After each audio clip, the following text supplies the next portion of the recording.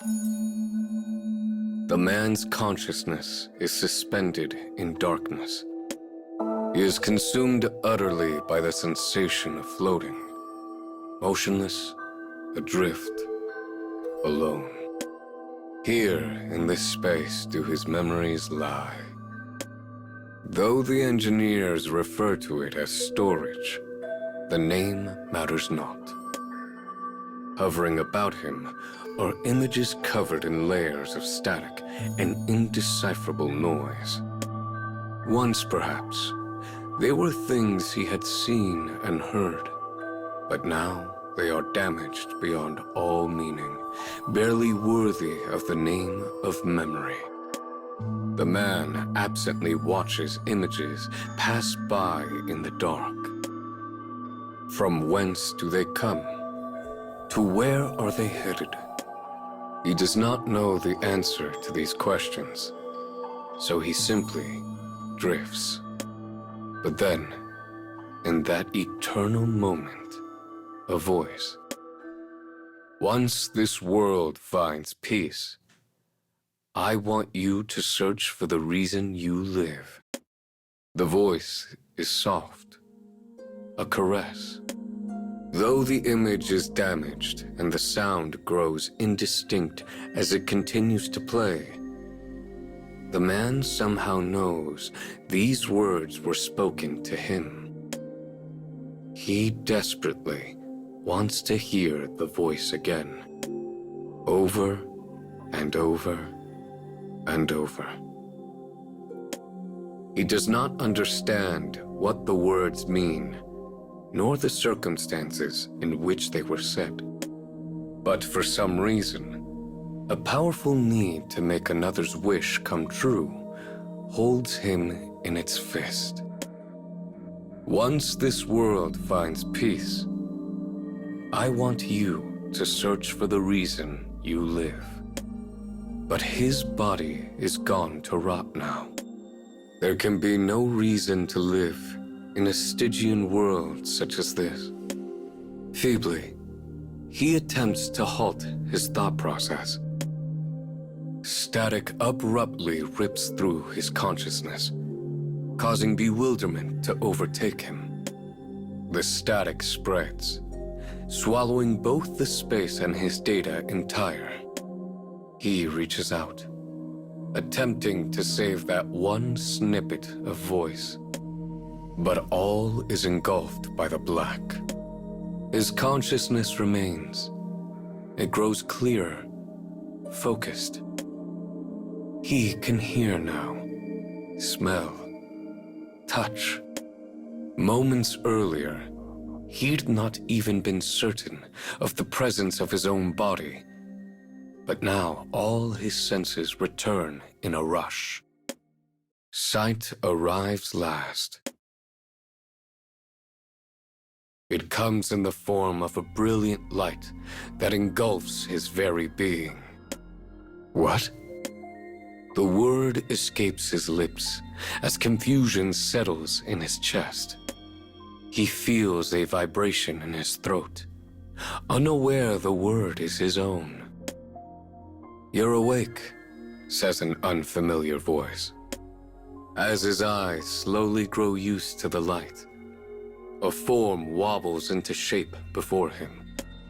It is a woman with bright red hair, clad in a crisp lab coat. "Your storage was really old, so I wasn't sure if this was going to work. But hey, it did. Good thing I went for it, huh?" She can barely contain the excitement in her voice as she drags a nearby mirror over. "Oh, and I freshened up your look while I was at it.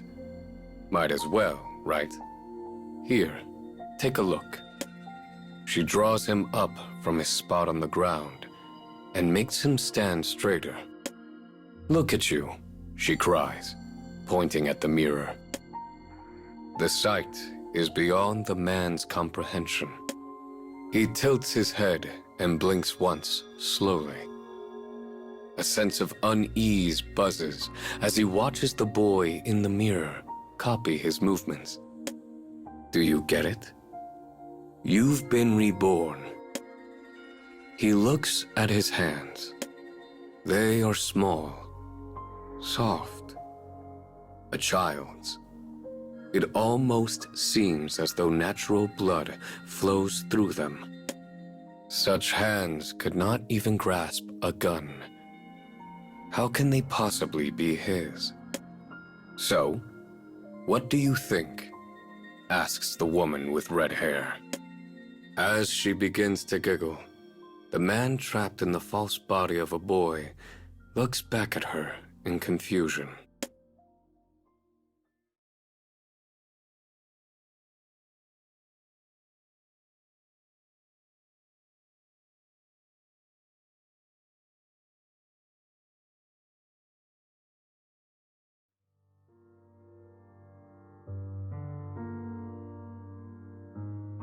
Parts fill the boxes. Cables, circuit boards, integrated circuits. The man, no. The boy does not know their purpose. Following the woman's instructions, he carries the goods, separates the parts, and polishes that which can be used. The juvenile body lacks muscular tissue and cannot carry much. It cannot reach for items in high places, nor physically exert beyond the capabilities of any human child. The boy does not recall his previous body exactly, but he remembers it was not this small, nor this powerless. Faint fragments of memory slumber in a far corner of his mind. The hands on his previous body were large enough to hold a gun of deadly caliber. He does not know if they were used to protect or to destroy. But he knows his previous orders were all ones of slaughter. As such, he finds indescribable discomfort at being placed in the body of one meant to meld seamlessly into human society. Suddenly, his hands cease their work. His head snaps up. The woman who had been so engrossed in her work has fallen asleep at her desk. The boy drapes a blanket over her shoulders with a practiced hand. The woman calls herself a researcher and collects pieces of abandoned machines from the world over. She has a particular interest in those produced by a kingdom that fell many, many years ago. Apparently, his new young body was crafted from parts created in that kingdom. The storage incorporated in his chassis is old, but the woman claims it is compatible with wireless communication and therefore of great value. She has also found indications it was once used as a kind of backup storage. She is a master of machinery. It is her life's work to turn discarded parts into incredible robots. But she does not let the boy go, instead keeping him by her side so he might aid in her work.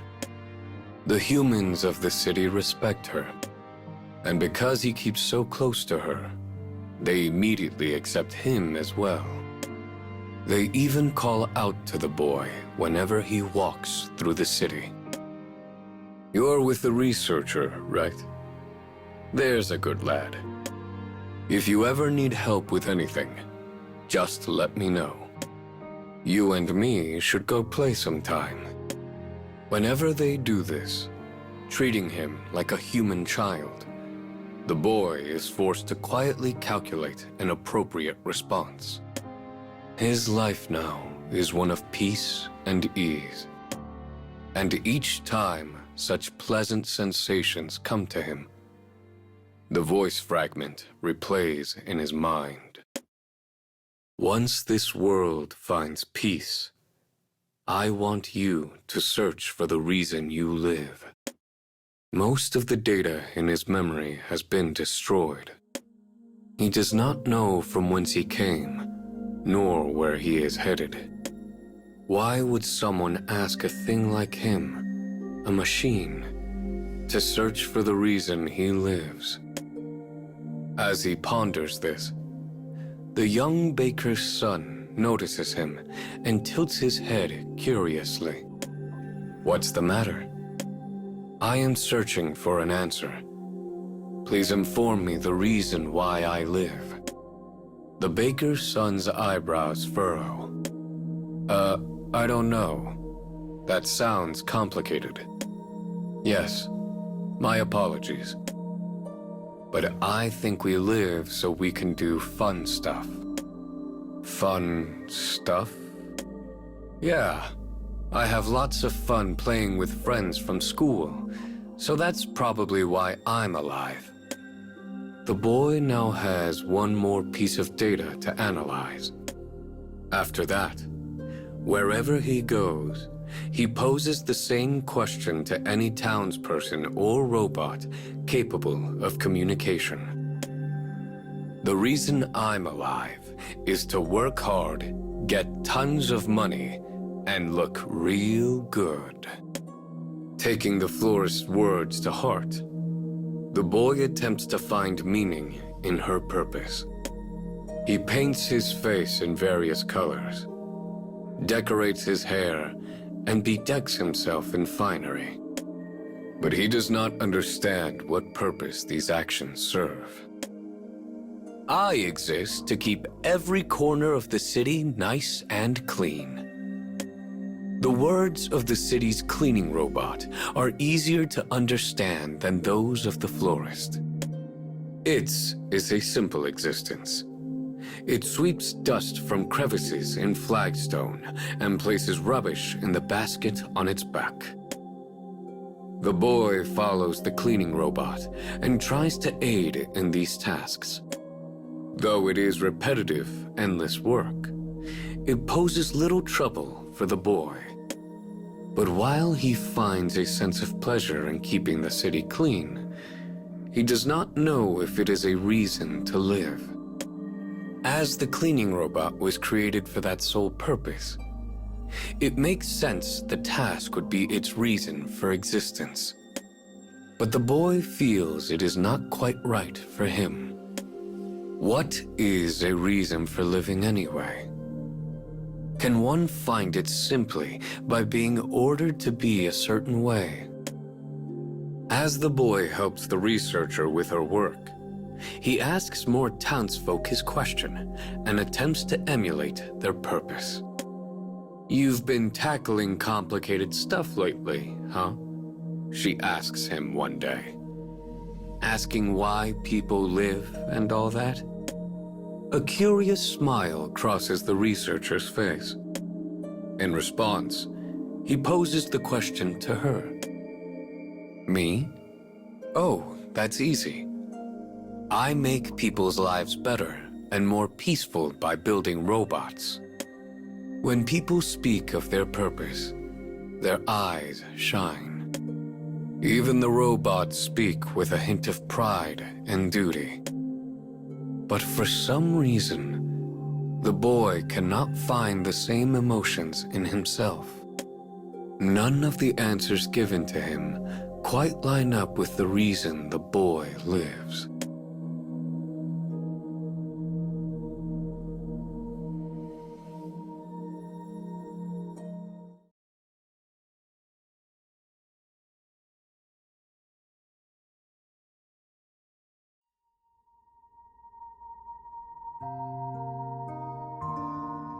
Easy days pass amidst the peace. Though the boy continues to assist the researcher, he remains unable to find the reason he lives. But simply living among the people gives him ample opportunity to see them smile. He assumes it to be a vastly different experience from when he was a tool of slaughter.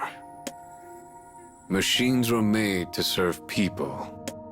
Like the other robots, he knows that fulfilling his prescribed task will count as a reason for living. But that does not sit well with him. His thoughts, his circuits reject the notion. And then, a fateful day arrives. The woman, who always wore comfortable clothes while engaged in research, appears before the boy in a beautiful dress, her hair tied neatly back.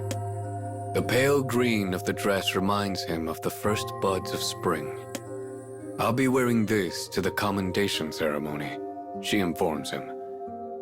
"So am I looking good or what?" The boy can only tilt his head in response. "The king is presenting me with a medal," the woman says shyly. There is a faint blush on her cheeks, as well as a brilliant shine in her eyes. The robot she created had improved the lives of many, and the king wished to reward her contribution to the peace. "You know, this medal belongs to you as much as me." "I do not understand. I only worked in accordance to your orders." "Yeah, but you were such a huge help. And in fact..." With that, she begins to tell him a story. She spins the tale of what inspired her to start building robots. In her hands, she holds an old picture book.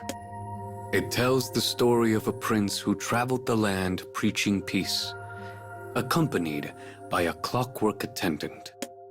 The story left a strong impression on her when she read it as a young child. That fabled kingdom of yore had become embroiled in the fires of war. In that tragic time where many people lost their lives, machines were used not to support, but to kill. But amidst the war and strife, one person stood up for others. He was the eldest prince of the selfsame kingdom that started the wars, and he had a singular companion, a clockwork man slated for disposal. Together, this pair avoided the kingdom's pursuers, traveling the land while they advocated for peace.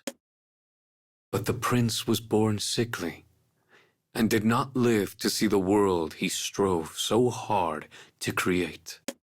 Yet people had been so moved by his ideals that they became the foundation for peace in the current times. So that's basically it, the woman concludes.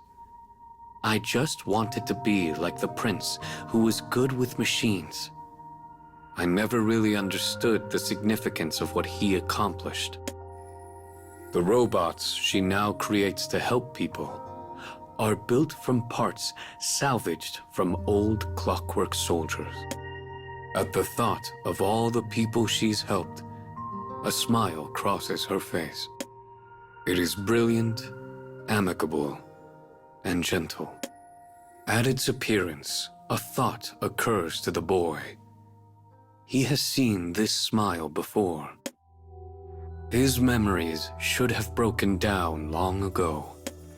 Yet those fragments now begin to bind together in a way he can only think of as significant.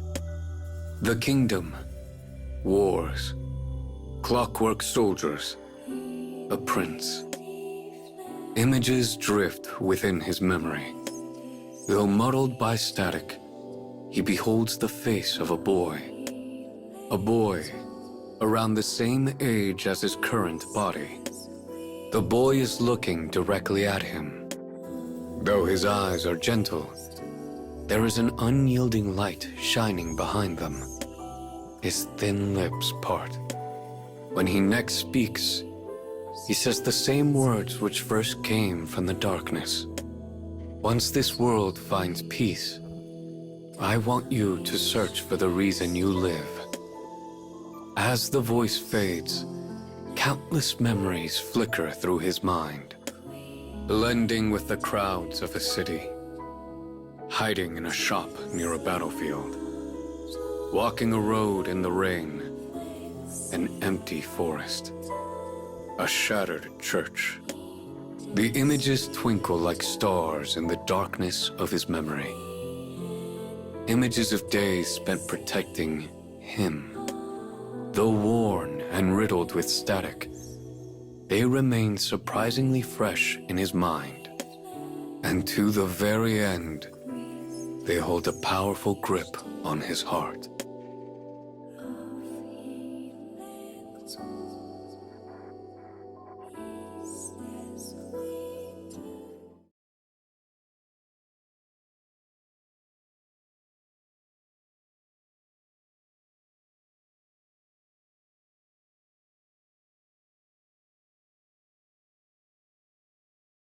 Faded images, voices in static.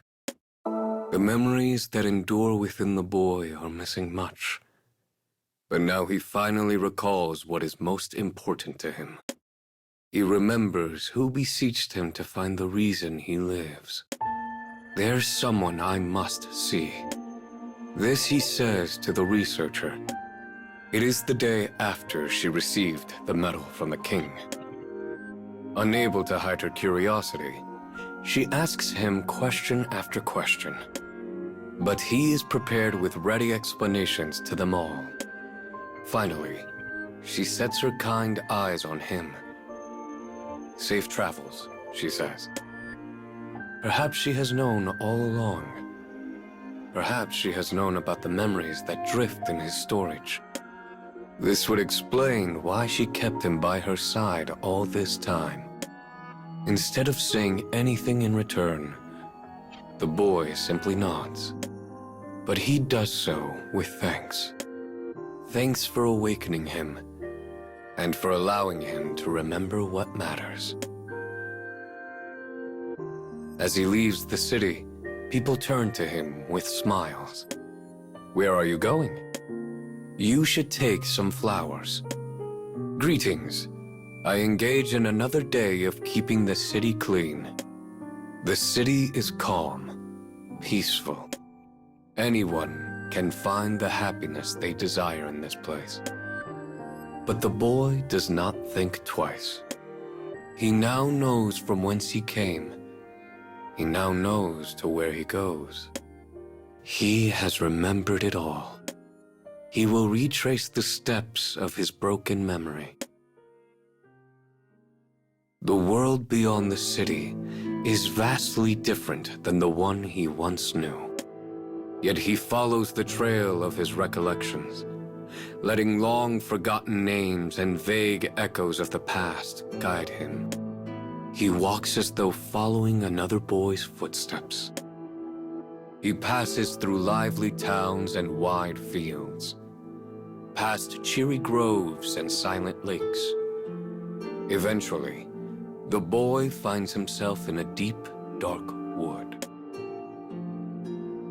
There is nothing particularly special about these woods, but the boy is certain it is the place. As he ventures deeper into the forest, he finds a ramshackle church long fallen into disrepair. The moment he sees it, a thin voice rises from his sand-worn memories. My prince, I want you to search for the reason you live. The soldier did not understand why the prince told him so at the time. The prince had likely been worried what would become of the soldier after he passed. He often spoke of the future between troubled, delicate breaths. Perhaps he hoped to offer his guardian the faintest guidance for the time after he passed from the world. Once the robot boy, the man, passes through the church, he arrives at the spot he has been searching for. The ground is slightly raised. Sticking from it is a metallic staff eaten away by rust. It is a grave. From beneath the earth, he senses a faint signal. If his memories can be trusted, this is where the prince and his clockwork attendant are buried. The clockwork soldier's original body had been laid to rest at this grave uncountable years ago. What the man now carries is his backup memory. Though his adolescent form is weak, it can still exist in a peaceful world. For he is no longer a tool of slaughter, but a being that exists to help others. Yet he still cannot find a reason to live in that life. That reason exists in only one place. Here. The man aligns his signal with the body slumbering beneath the earth. He then begins transferring his memories to his original self. Strength leaves his body. Light flickers and fades. His boyish form crumples to the earth. At long last, the clockwork man awakens. The dark is perfect. His sight has long since broken down. Though he would not be able to see anything from his position beneath the earth regardless. His hearing is dim, his body still. He feels a terrible heat emanating from deep within his form. Likely due to broken machinery being forced to life once more. But here, in this dark and quiet place, he is buried with his master. The one person the man willingly chose to serve, and the one he sought to protect. The reason for living he had been so desperately searching for. All he ever wanted was to stay by the prince's side, even if the prince himself no longer lived. Faulty memories produce error after error. Images and sounds crumble like castles of sand. Yet the man recalls all the humans and robots who spoke of their purposes in life. The shining eyes of the humans, their happy smiles. The inorganic voices of the robots, their sense of pride and duty. Only now, in this place, does the man understand. He knows how they felt and what they think, for he feels and thinks the same. A sense of relief eases into his heart, even though clockwork men are not meant to have such things. Slowly, his consciousness leaves him. He lays quiet and still, beside the one for whom he risked his everything. With spring emerging far above him, he slips into a deep and dreamless slumber, one from which he will never wake.